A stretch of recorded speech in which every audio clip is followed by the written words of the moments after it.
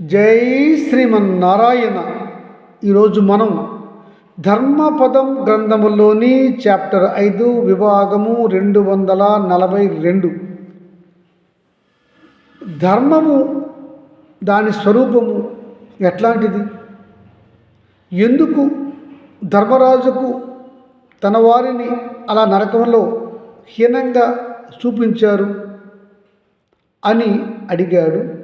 మహాభారతాన్ని చెప్తున్నటువంటి వైశంపాయనుల వారిని మహాభారతాన్ని వింటున్న జనమేజయ మహారాజు చెప్తున్నాడు. వైశంపాయనుల వారు, రాజన్, ఆ విషయం మీకు వివరిస్తాను, వినండి. తన తమ్ములను, భార్యను, కొడుకులను, బామ్మర్దులను, అన్న కనుడిని అలా హీనస్థితిలో నరకంలో చూసినటువంటి ధర్మరాజుకు మనసు కకావికలైపోయింది. ధర్మానికి ఇంతటి చెడ్డకాలం దాపురించిందా అంటూ బాధపడుతున్నాడు, వగచూస్తున్నాడు. అతడు దేవతలను, ఇంద్రుడిని నిందిస్తున్నాడు. ఇది నిజంగా జరిగినదా లేక భ్రమ, ఇది దేవతల యొక్క మాయ అని కూడా అనుకుంటున్నాడు. మరలా చివరికి ధర్మరాజు ఆ దేవదూతతో ఇలా అంటున్నాడు, మహాత్మా దేవదూత, మీరు ఇక్కడ నుంచి పొండి ఇంద్రుని వద్దకు. నేను రాను, ఈ నరకంలోనే ఉండిపోతాను. నేను, నా భార్య, అన్నదమ్ములు, నా కుమారులు, బాంబరుదులు అంతా ఇక్కడే ఉన్నారు కదా, వీరితోనే నేను ఇక్కడ ఉండిపోతాను అని చెప్పండి మీరు ఇంద్రదేవునికి అని చెప్పి పంపించేశాడు. ఆ దేవదూత వెళ్ళి ఇంద్రునికి ఈ మాట చెప్పగానే హుటాహుటిన ఇంద్రుడు, చాలామంది ఋషులు, మునీశ్వరులు, నారదుడు అంతా అక్కడికి హుటాహుటిన వచ్చి కలిశారు ధర్మరాజును. అదే సమయానికి అక్కడికి యమధర్మరాజు కూడా వచ్చి చేరాడు. అప్పుడు అక్కడ మాంసం ముద్దలు, రక్తపు చారలు, వెంట్రుకలు, పుర్రెలు, దుర్వాసన అన్నీ మటుమాయం అయిపోయాయి. అక్కడ చూసేసరికి స్వర్గము వలె మారిపోయింది. అప్పుడు ధర్మరాజుతో ఇంద్రదేవుడు, సిద్ధులు, వసువులు, రుద్రులు, ఆదిత్యులు, గంధర్వులు, సాధ్యులు అంతా ఇలా అంటున్నారు, ఓ ధర్మరాజా, నీవు చాలా గొప్ప ధర్మాత్ముడివి. నీవు ఈ స్వర్గలోకానికి, బ్రహ్మలోకానికి, విష్ణులోకానికి, శివలోకానికి ఒక గొప్ప అలంకారము. నీ ధర్మ తేజము త్రైలోక్య ప్రసిద్ధము. నీకు యోగసిద్ధి కలిగినది. నీకు నీ ధర్మం వల్ల, ధర్మ రక్షణ వల్ల ఎప్పుడూ పడిపోని యోగసిద్ధితో బ్రహ్మలోక ప్రవేశము శాశ్వతంగా ఉండే విధంగా మీకు కలిగింది. మీరు శాశ్వతంగా బ్రహ్మలోకములో సర్వసుఖాలతో ఉంటారు. మీకు ఇట్టి గొప్ప హోదా, సిద్ధి కలిగేందుకు కారణం మీరు నిర్వహించిన ధర్మము, నీతి, నియమము, దీక్ష, పట్టుదల, అసూయలేనితనము, సత్యవ్రతము, అహింసావ్రతము, ఇట్లాంటి వాటి వల్ల మీకు ఎంతటి గొప్ప స్థితి కలిగింది.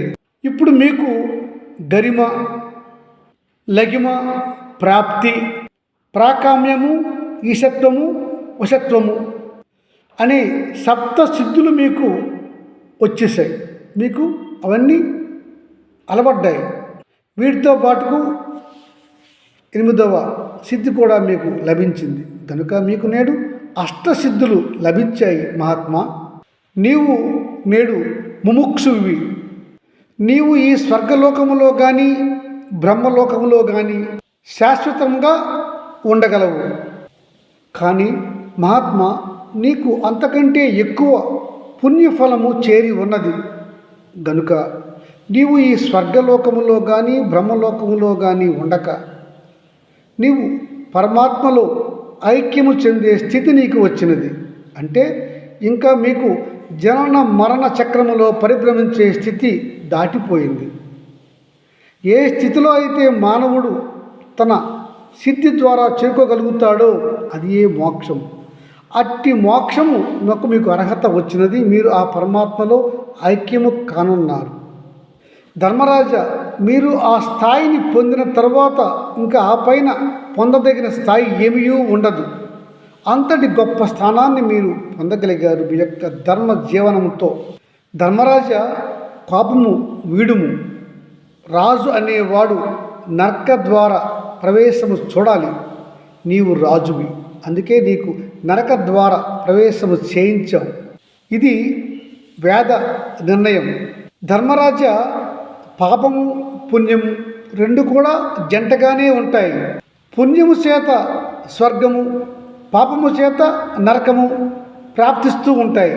ధర్మరాజా వినండి, కొద్దిపాటి పుణ్యము చేసిన వారు మొదట ఎక్కడికి వెళ్ళాలి, ఎక్కువ పాపం చేసిన వారు ఎక్కడికి వెళ్ళాలి అనేది కూడా చెబుతాము వినండి. కొద్దిపాటి పాపము చేసిన వారు మొదట స్వర్గ సుఖాలు అనుభవించి ఆ పైన ఎక్కువ కాలం నరక బాధలు నరకలోకంలో వారు అనుభవిస్తారు. అలాగే ఎక్కువ పుణ్యము చేసిన పుణ్యాత్ములు మొదట వారు చేసిన చిన్నపాటి పాపానికి మొదట నరకము చూసి అక్కడ వారు చేసిన పాపానికి నరకంలో శిక్ష అనుభవించి తదుపరి వారు చేసిన ఎక్కువ పుణ్యానికి దేవలోకములో ఎక్కువ కాలం దేవసుఖాలు, దైవ సుఖాలు, స్వర్గ సుఖాలు అనుభవిస్తారు.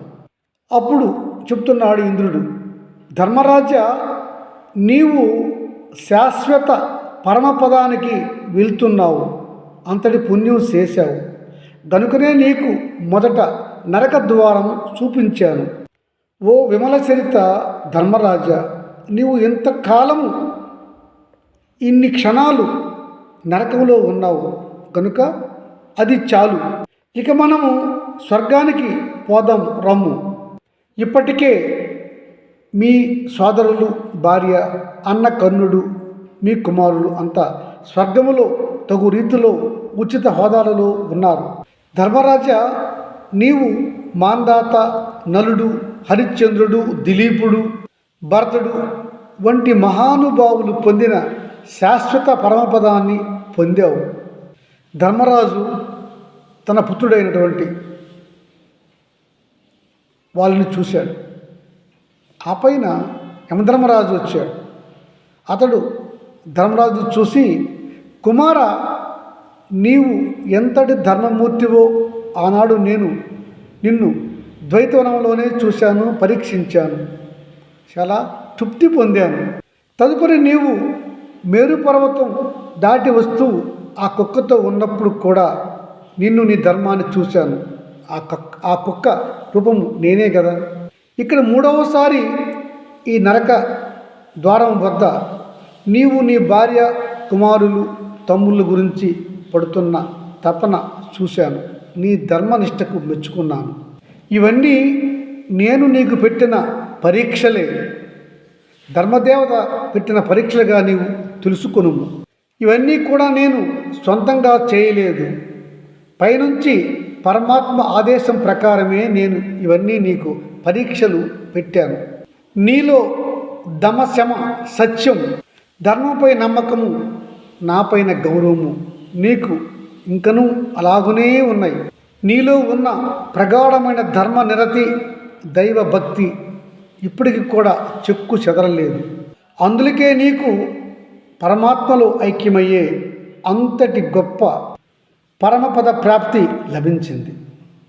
మిత్రులారా, దమము అంటే అంతర ఇంద్రియ నిగ్రహం, సత్యం అంటే సత్యవచనములు అసత్యములు చెప్పకపోవుట, సత్యం ధర్మం ప్రకారము చెప్పుట, సారభక్తి అంటే గాఢమైన ప్రభుభక్తి. ఈ విధముగా ధర్మరాజు పొందినటువంటి గొప్ప స్థితి, పరమపద ప్రాప్తి వచ్చిందని ఇంద్రుడు, ఇతర దేవతలందరూ ధర్మరాజుకు చెప్పారు. జై శ్రీమన్నారాయణ.